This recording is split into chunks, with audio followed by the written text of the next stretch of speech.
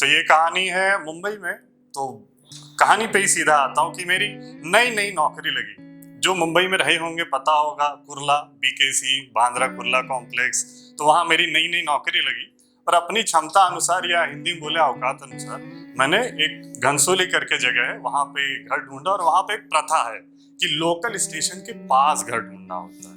तो local station के पास मैंने घर ढूंढा पहले माले पे। और हमारे यहाँ के ना भारत में एक सिस्टम चला आ रहा है कि लड़के से कुछ सेट हो या ना हो पर घर माँ आके सेट करती है। तो वहां पे फिर घर आई, घर पे माँ आई। माँ जब घर सेट कर रही थी पहले माले पे, मैं बस नीचे ही खड़ा था। तो माँ ने बोला कि विक्की जाओ ब्रेड ले आओ। विक्की मेरे घर का नाम है कि विक्की जाओ ब्रेड लेके आ जाओ। ये सुन के अचानक वहां एक कुत्ता, लेब्राडोर कुत्ता था, वो मेरी तरफ आया। मुझे लाइक लेफ्ट सर झुकाया, राइट सर झुकाया, देखा, हल्का सा भौंका और फिर बैठ गया। जैसे कुछ देख के या कुछ सोच के चुप हो गया अचानक से। मैं थोड़ा सरप्राइज था। मेरे हाथ में अभी ब्रेड तो नहीं लिया था पर बिस्किट थे पार्ले जी। तो मैंने दिए, रखे, उसने नहीं खाए। मुझे अफसोस हुआ क्योंकि पार्ले जी कई बार मेरा नाश्ता भी हुआ करता था। तो मैंने बोला जाने दो। फिर सोमवार आया, मेरे ऑफिस का पहला दिन, उस नई नौकरी का पहला दिन। मैं सुबह सुबह तैयार होकर निकला तो घनसोली स्टेशन की तरफ बढ़ा।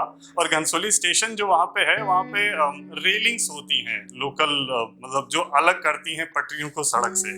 वहाँ रेलिंग कटी हुई थी। भारतीयों में क्या है ना, कुछ आसान मिल जाए वहाँ निकल लेते। तो रेलिंग कटी थी, मैं गया पटरियों पे गाना सुनते हुए मस्त हेडफोन पे जा रहा था। तभी अचानक भौंकने की आवाज आई। वो भौंकने की आवाज पास आती गई और कुछ क्षण में मेरे सामने आके वही कुत्ता था, लेब्राडोर, जो भौंक रहा था। मैं पटरियों पे गाना सुनते हुए जा रहा था। वो भौंकता गया तो मैं पटरियां बदल के इधर उधर कैसे भी चकमा देके स्टेशन पहुंचा। तब तक 3 लोकल मेरी छूट चुकी थी। ठीक है, पहला दिन था। हर सबकी लाइफ में जॉब के पहले दिन कुछ ना कुछ घटना जरूर होती है। मेरे साथ भी हो गई। ट्रेन पकड़ी, कुर्ला गया। कुर्ला में पहला दिन ऑफिस में जॉब में गया, मैं स्टार्ट किया। ऑफिस में भी कुत्ता प्रजाति के लोग थे। उन्होंने भी मेरा जो काम धाम समझाने समझाने में शाम को लेट कर दिया। मेरी फिर से 1-2 लोकल छूटी, पर ठीक है, शाम को मैं प्लेटफॉर्म पे उतरा। पर मैं खुश था क्योंकि वहां पे अभी वो कुत्ता नहीं था। तो मैं पटरियों पे घूमते हुए बढ़िया मैं आ रहा था, रेलिंग क्रॉस की, घर तक पहुंचा। और घर के पास ही कुत्ता मुझे घूर रहा था, जैसे कह रहा हो कि ढूंढ लूंगा कितने बजे आते हैं। फिर ये चलता रहा और 1 हफ्ता हुआ। अब मेरी आदत पड़ चुकी थी क्योंकि अब वो सुबह मुझे पटरियों पे से तो नहीं जाने देता था। तो मैं जाता था, ऊपर चढ़ता था, सीढ़ियों पे उतरता था। मेरे 8-9 मिनट ऐड हो गए। पर ये जब 1 हफ्ता चला ना, तो एक दिन जब मैं लोकल ट्रेन से उतरा शाम को ऑफिस के बाद, तो देखा वही कुत्ता सामने खड़ा है। तो मतलब अब मैं पटरियों से लौट भी नहीं सकता था। हालांकि मैं चकमा देके निकलने की कोशिश कर रहा था। फिर मुझे ध्यान आया कुत्ते सूंघ भी लेते हैं। तो मैं पटरियों पे जाने की कोशिश किया, तब तक उसने भौंका। तो अब मेरे जीवन में 9 मिनट सुबह के और 9 मिनट शाम के ऐड हो गए थे, क्योंकि अब मुझे बराबर सिस्टम से ऊपर सीढ़ियों से चढ़ना है, प्लेटफॉर्म पे उतरना है, ट्रेन पकड़नी है। वो हो गया था। और सच बोलूं तो मुझे अच्छा लगने लगा, मुझे आदत हो गई थी उसकी। ये समय आता गया, मैं जब जाता था ना ऑफिस, आता तो मैं पलट पलट के देखता था कि अरे वो है कि नहीं। मैं क्यों सोच रहा था मुझे नहीं पता, पर अच्छा लग रहा था, मैं खुश था कि कोई कुत्ता फॉलो कर रहा है। अचानक 1 महीने बाद एक दिन जब मैं लोकल से बस उतरा ही था, तो अब मुझे तो रोज उम्मीद है कि वो आएगा कुत्ता, वो नहीं दिखा। तो मैं थोड़ा परेशान हो गया। मैं क्यों परेशान हूँ मुझे नहीं पता है। मैं परेशान हो गया, मैं प्लेटफॉर्म पे ढूंढ रहा हूँ कहाँ है, क्यों नहीं मिल रहा है।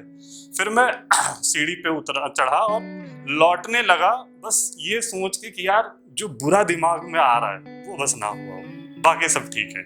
बस घर में पहुंचने के 1 चौराहे पहले फिर से वो कुत्ता देखा था, जख्मी था, शायद किसी गाड़ी से भिड़ गया, जो भी हुआ। उसको मैं तुरंत हॉस्पिटल लेके गया, जो भी था इलाज कराया, लेके आया ऑटो से। तो बस लेके उतरा ना ऑटो से, तो एक बगल वाले कह सकते हैं बंगलों से एक बुढ़े से अंकल बाहर आए और जोर से चिल्लाए, अरे ये गिली को लेके कहाँ जा रहे हो। तब मुझे पता चला कि उस कुत्ते का नाम गिली था और एक मादा श्वान, अब कुतिया बोलूंगा अच्छा नहीं लगेगा, तो मादा श्वान, ठीक है, वो थी। एंड मुझे अच्छा बॉन्डिंग हो गया उससे। फिर उन्होंने इनवाइट किया कि भाई आप घर पे आओ, आपने अच्छे से केयर किया, आपने इंतजार नहीं किया, आप तुरंत डॉक्टर के पास लेके गए। वो खुश थे, बुढ़े अंकल खुश थे। मैं उनको ये बताना चाहता था कि किसी भी कुत्ते पर ये किया गया मेरा सबसे बड़ा खर्च है, पर मैंने नहीं बताया। तो मैंने लिया। फिर वहाँ मुंबई में क्या रहता है ना, ऐसा है कि आप सोशलाइजेशन के लिए ना वीकेंड का वेट करते हो। तो आपको आज भी कोई घर बुलाएगा, आप बोलेंगे नहीं मैं सैटरडे को ही आता हूँ। तो वहाँ पे मैंने वही किया, मैं बोला मैं सैटरडे को मिलता हूँ आपसे। तो शनिवार को फिर मैं उनके घर पहुंचा।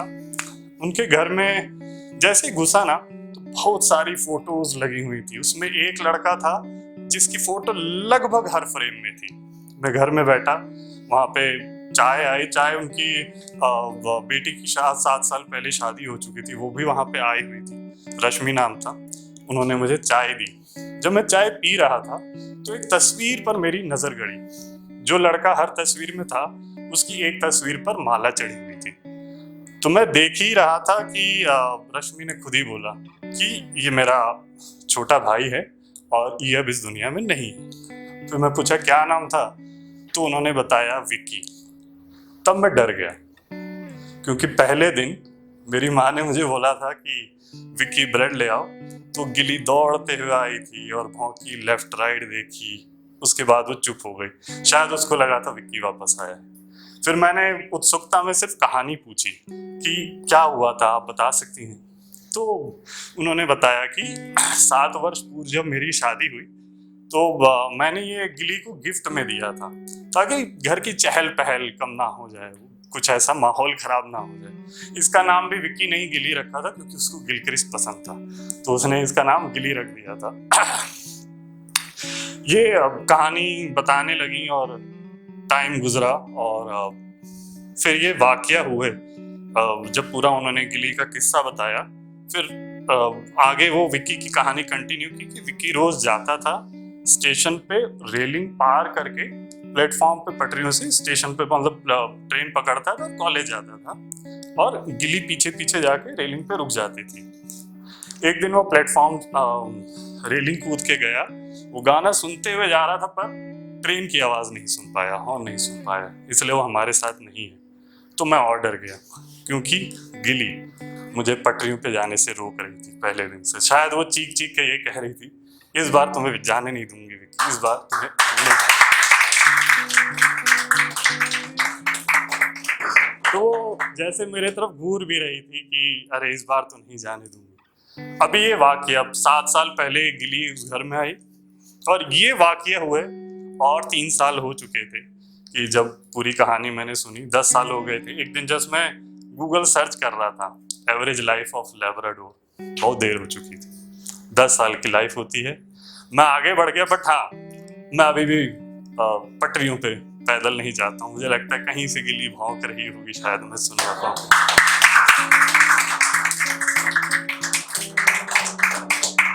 धन्यवाद, यही कहानी थी। और